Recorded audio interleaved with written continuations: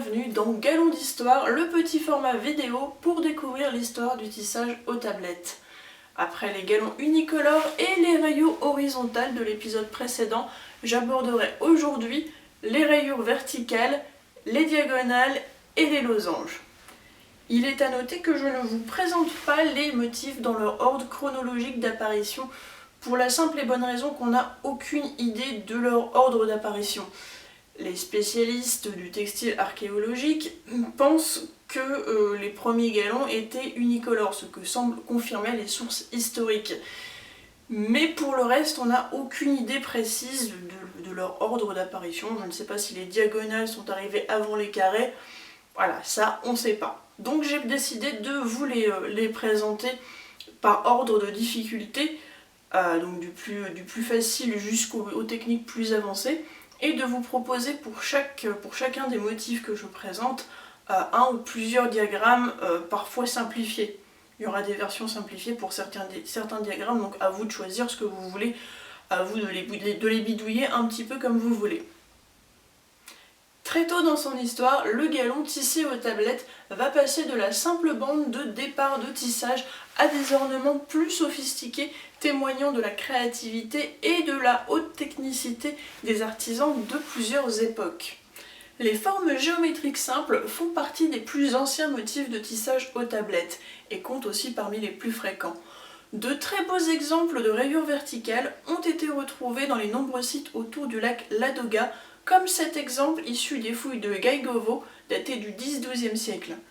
Pour les amateurs de bling bling, un autre exemple avec ce galon anglais du 14e siècle, possiblement une ceinture ornée de 3 appliques rivées en laiton. Voici les diagrammes pour ces deux galons.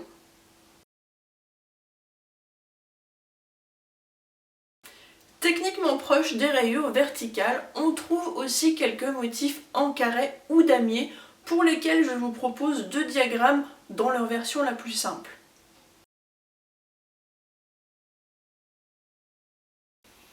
Très tôt aussi, de par la structure même du tissage aux cartes, apparaissent les diagonales, comme l'atteste cet exemple issu de la tombe 89 du site de Verrucchio en Italie, daté de -700. Ce galon présente une structure en triangle obtenue en ne changeant le sens de tour de carte d'une seule carte à chaque étape. Une version plus simple de diagonale provient encore une fois du site de Ladoga, je le rappelle daté du 10 au 12e siècle. Voici les diagrammes pour ces deux galons avec les explications techniques qui vont avec. N'hésitez pas à mettre la vidéo en pause pour vous laisser le temps de les récupérer.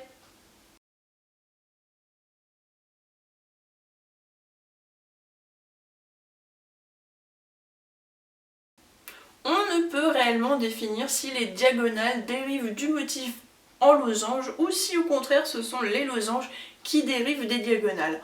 Toujours est-il que les losanges figurent incontestablement parmi les motifs les plus fréquents. Et pour cet exemple, daté du XIIIe siècle, direction la Finlande, sur le site funéraire de Kekkomäki à Kokkola, et je suis sûre de très mal prononcer le suomi. Cette pièce archéologique a malheureusement aujourd'hui disparu et il n'en reste qu'un schéma dessiné peu de temps après sa sortie de fouille par Theodor Schwindt en 1892. Bien qu'on ne puisse déterminer avec certitude la méthode de tissage pour ce galon, un autre exemple retrouvé à St. John's Cricket Field en Angleterre, à Cambridge, daté de la période anglo-saxonne, s'avère être étonnamment proche. Ce fragment, extrait d'un pendant de ceinture en bronze, présente la particularité d'être tissé en séparant les cartes en deux packs, un pack pair et un pack impair, et en ne tournant qu'un seul des deux packs à chaque étape. On tourne le pack pair un quart de tour vers l'avant, on passe la trame, on tourne le pack impair un quart de tour vers l'avant et on passe la trame. Pour chacun de ces deux exemples, je vous propose deux diagrammes, un dans la version simplifiée et un autre dans la version originale avec les explications techniques.